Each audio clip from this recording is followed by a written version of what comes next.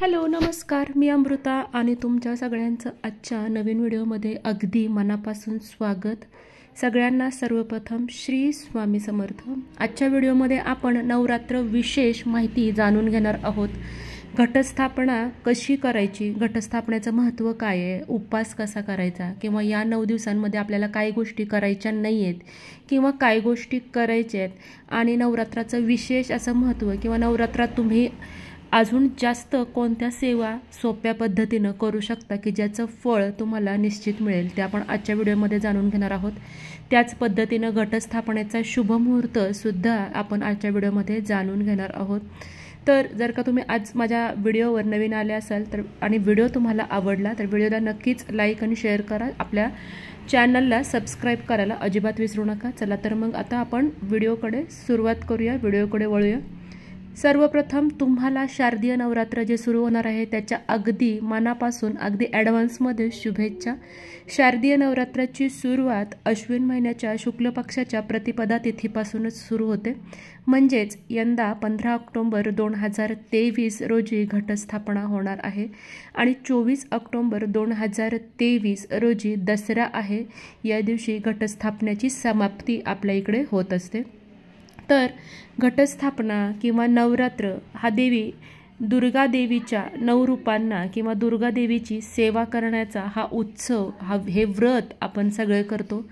जास्त करून महिला वर्ग अतिशय भक्तिभावानं उत्साहानं देवीच्या या 9 रूपांची पूजा या नवरात्रीमध्ये आपण करतो। यंदा 15 ऑक्टोबर 2023 रोजी घटस्थापनेचा सगळ्यात शुभ मुहूर्त आहे 11:44 ते 12:30, म्हणजेच सकाळी 11:44 ते 12:30 या पाऊण तास हा अतिशय शुभ मुहूर्त आहे दिवसांमध्ये, पूर्ण दिवसामध्ये घटस्थापना करण्याचा। प्रत्येकाकडे घटस्थापना करण्याची पद्धत ही वेगवेगळी असते। चैत्र नवरात्रीमध्ये माता नवदुर्गेच्या 9 अवतारांची पूजा केली जाते। देवी शैलपुत्री हा माता दुर्गेच्या 9 अवतारांपैकी पहिला अवतार आहे। त्याच पद्धतीनं कालरात्री, महागौरी, सिद्धदात्री, स्कंदमाता, ब्रह्मचारिणी, चंद्रघंटा, कुष्मांडा, स्कंदमाता, देवी कात्यायनी अशा 9 रूपांची आपण या नवरात्रामध्ये पूजा करतो। नवरात्रामध्ये घटस्थापना करताना प्रत्येकाच्या घरामध्ये जशा पद्धतीनं कुळाचार असतात, ज्या पद्धतीने प्रत्येकाच्या घराची पद्धत असते त्या पद्धतीने आपण नवरात्राचे घट हे बसवायचे असतात। घट बसवण्यासाठी आपण जी माती आणतो त्याला वावरी म्हणतात, तर ती वावरी आधी स्वच्छ करून घ्यायची। जमल्यास आणि तुमच्याकडं उन्हाचं वातावरण असल्यास त्या वावरीला, त्या मातीला आपण ऊन दाखवून घ्यायचे। ऊन दाखवल्यामुळं काय होतं, वावरीमध्ये जे धान्य आपण पेरतो तर ते चांगल्या पद्धतीनं उगवण्यास मदत होते। नवरात्रीमध्ये अखंड ज्योत सुद्धा तेवत ठेवण्याचे सुद्धा काही नियम आहेत किंवा या गोष्टीला महत्त्व आहे।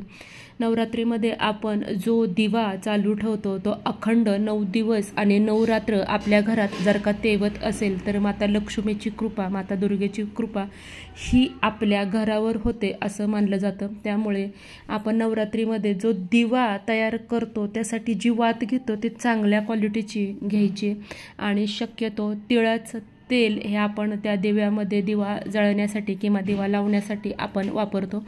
तर प्रत्येकाच्या घरामध्ये सांगितल्याप्रमाणे जशा पद्धती असेल त्या पद्धतीनं नवरात्र केलं जातं।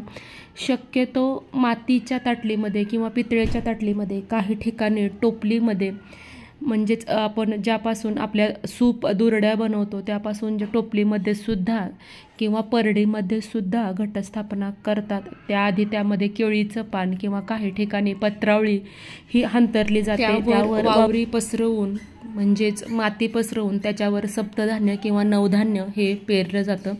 शक्यतो प्रयत्न केला जातो की 9 दिवसांमध्ये या दिव्याकडं काटेकोर पद्धतीनं लक्ष दिलं जातं। ह्याला वारा लागू नये किंवा अकस्मात हा दिवा विझू नये यासाठी सगळेजण प्रयत्न करतात। तर त्यासाठी हल्ली बाजारामध्ये काचेची प्लेट किंवा काचेचं जे आवरण मिळतं दिव्यांसाठी ते वापरतात। तर नवरात्रीच्या 9 दिवसांमध्ये कोणत्या गोष्टी करायच्या नाही आहेत ते आता तुम्हाला सांगते। शक्यतो नवरात्रीच्या काळात चुकून सुद्धा नख कापायचे नाही आहेत, केस कापायचे नाही आहेत। त्याच पद्धतीनं नवरात्री सुरू होण्यापूर्वी तुम्ही ही कामं करू शकता।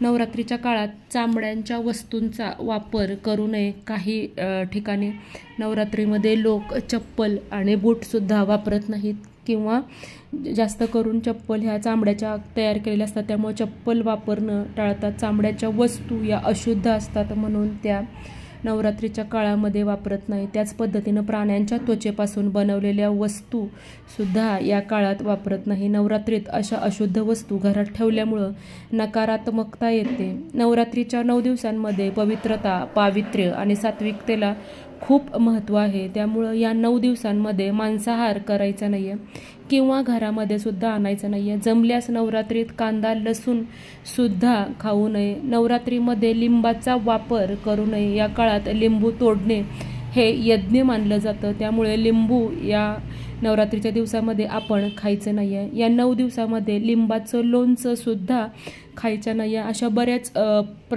प्रकारच्या पद्धती किंवा बऱ्याच ठिकाणी वेगवेगळ्या आपल्या घरामध्ये कुळाचार असतात की नवरात्रीमध्ये त्या गोष्टी पाळायच्या नाहीत। बघा, काही ठिकाणी ज्यांचा उपवास आहे, ज्यांचा उपवास असणाऱ्या व्यक्ती ह्या नवरात्रीमध्ये गादीवर किंवा कापसावर, कॉटवर, बेडवर बसत नाहीत।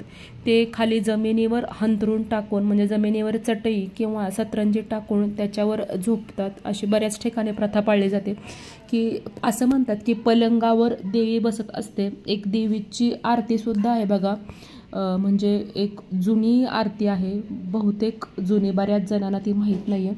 नवरात्रीच्या या काळामध्ये मी ती आरतीसुद्धा आपल्या चॅनलवर आणण्याचा नक्की प्रयत्न करेन। तर त्यामध्ये पलंगावरती देवी बसली असा त्या आरतीमध्ये देवीचा उल्लेख केला जातो, म्हणून बऱ्याच वेळा पलंगावर किंवा बेडवर, कॉटवर बसत नाही आहे। खुर्चीवर बसलं तर चालतं आणि जमिनीवर शक्यतो झोपतात की ज्यांचा उपवास आहे ते।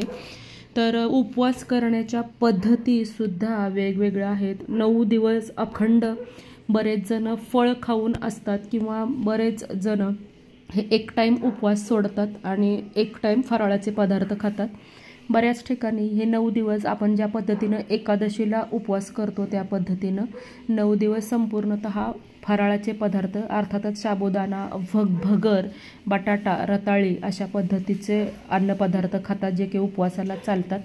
फळं खाऊ शकता, यामध्ये तुम्ही दूध पिऊ शकता। तर ज्या पद्धतीनं आपल्या घरामधल्या पद्धती आहेत त्या पद्धतीनं तुम्ही हा उपवास करू शकता। देवाची फक्त मनोभावे किंवा मनापासून श्रद्धा ठेवणं महत्त्वाचं आहे आणि श्रद्धेनं प्रत्येक व्रत करणं महत्त्वाचं आहे, म्हणजेच ते देवापर्यंत नक्की पोहोचतं। घटाला रोज भरपूर असं पाणी घालायचं नाही आहे। घरातल्या प्रत्येक व्यक्तीनं जर का घटाला पाणी घातलं तर घट हे कुजण्याची शक्यता असते, त्यामुळे अगदी पाणी शिंपडायचे, ठरवून घ्यायचे। घरामधली एक व्यक्ती व्यवस्थित पाणी घालेल आणि बाकीच्यांनी पाणी शिंपडलं तरी चालेल, म्हणजे घट अगदी छान येतात। असं म्हणतात की घटावर आपलं पूर्ण वर्षाचं भविष्य हे अवलंबून असतं।